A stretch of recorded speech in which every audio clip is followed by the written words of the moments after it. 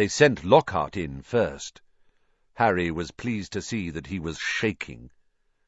Moaning Myrtle was sitting on the cistern of the end toilet. "Oh, it's you," she said when she saw Harry. "What do you want this time?" "To ask you how you died," said Harry.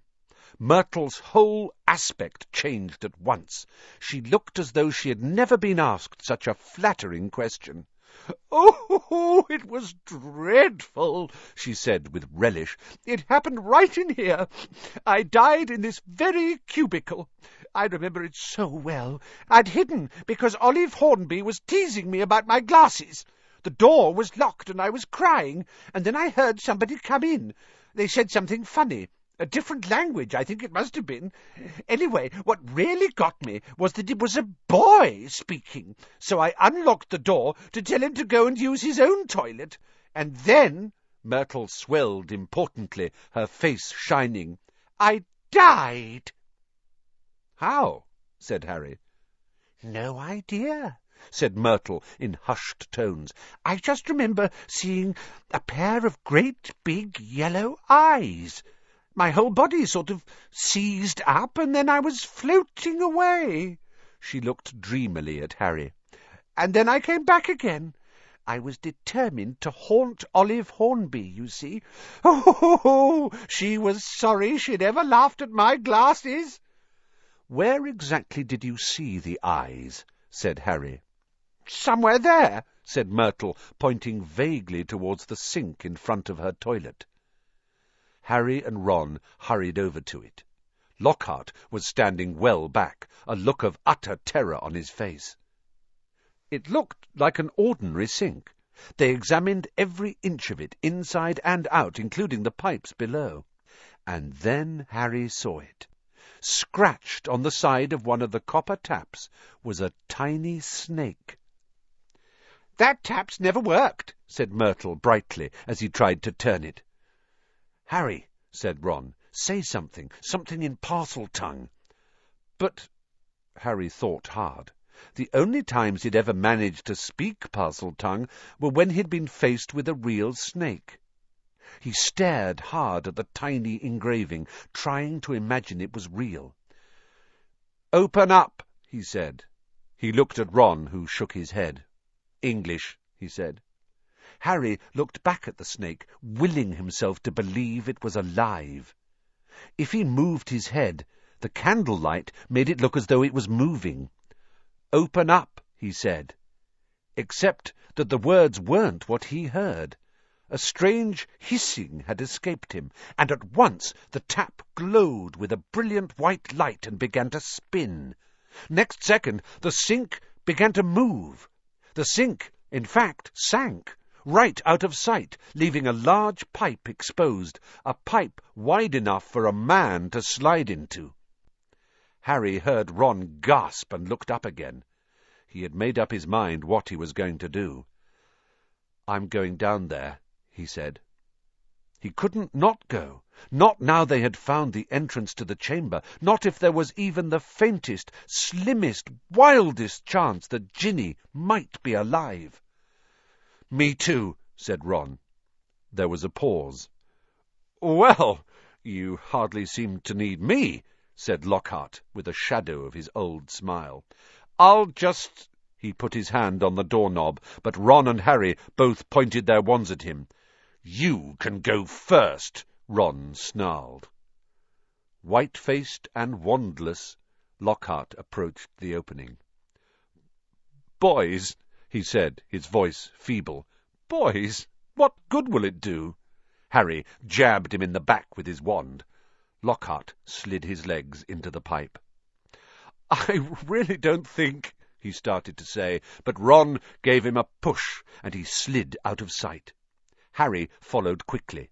He lowered himself slowly into the pipe, then let go. It was like rushing down an endless, slimy, dark slide. He could see more pipes branching off in all directions, but none as large as theirs, which twisted and turned, sloping steeply downwards, and he knew that he was falling deeper below the school than even the dungeons.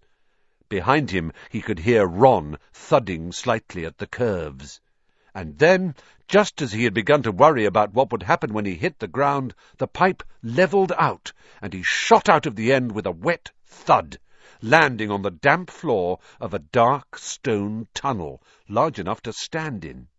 Lockhart was getting to his feet a little way away, covered in slime and white as a ghost. Harry stood aside as Ron came whizzing out of the pipe too. "We must be miles under the school," said Harry, his voice echoing in the black tunnel. "Under the lake, probably," said Ron, squinting around at the dark, slimy walls.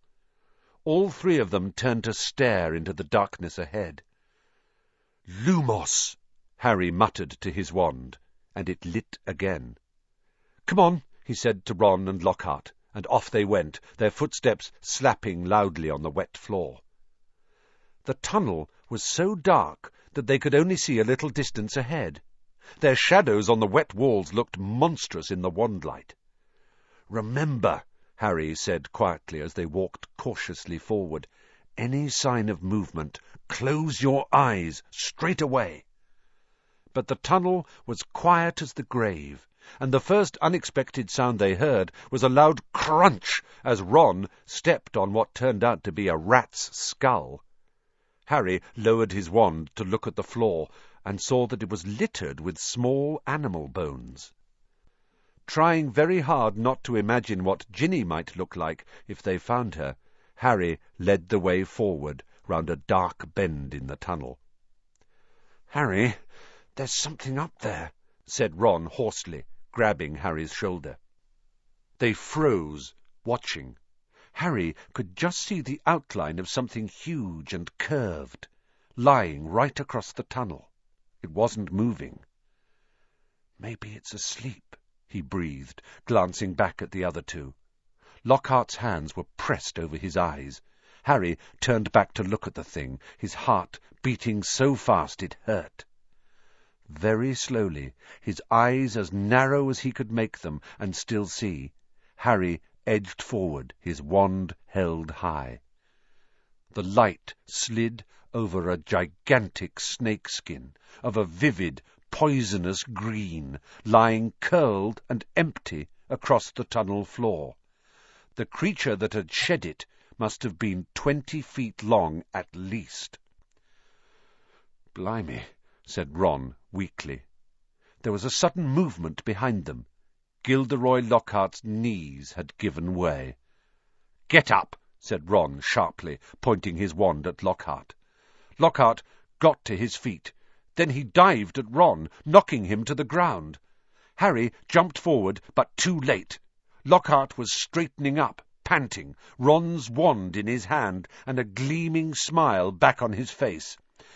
"The adventure ends here, boys," he said. "I shall take a bit of this skin back up to the school, tell them I was too late to save the girl, and that you two tragically lost your minds at the sight of her mangled body.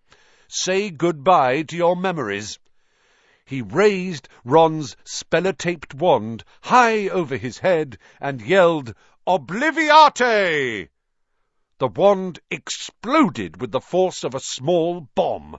Harry flung his arms over his head and ran, slipping over the coils of snakeskin, out of the way of great chunks of tunnel ceiling which were thundering to the floor.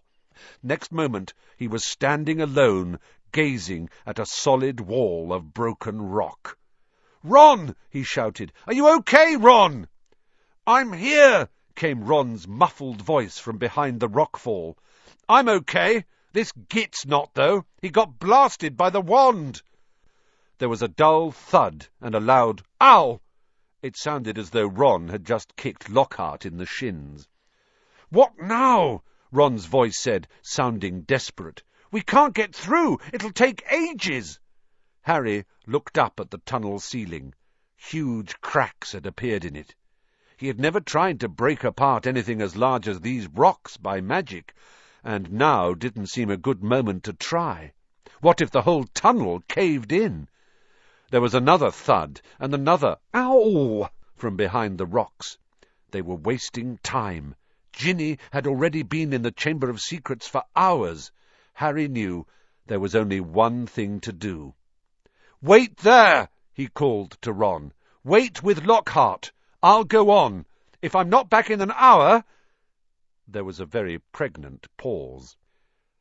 "I'll try and shift some of this rock," said Ron, who seemed to be trying to keep his voice steady, "so you can get back through. And Harry—" "See you in a bit," said Harry, trying to inject some confidence into his shaking voice. And he set off alone past the giant snakeskin. Soon the distant noise of Ron straining to shift the rocks was gone. The tunnel turned and turned again. Every nerve in Harry's body was tingling unpleasantly. He wanted the tunnel to end, yet dreaded what he'd find when it did. And then, at last, as he crept around yet another bend, he saw a solid wall ahead, on which two entwined serpents were carved, their eyes set with great glinting emeralds. Harry approached, his throat very dry. There was no need to pretend these stone snakes were real. Their eyes looked strangely alive. He could guess what he had to do. He cleared his throat, and the emerald eyes seemed to flicker. "Open," said Harry in a low, faint hiss. The serpents parted as the wall cracked open.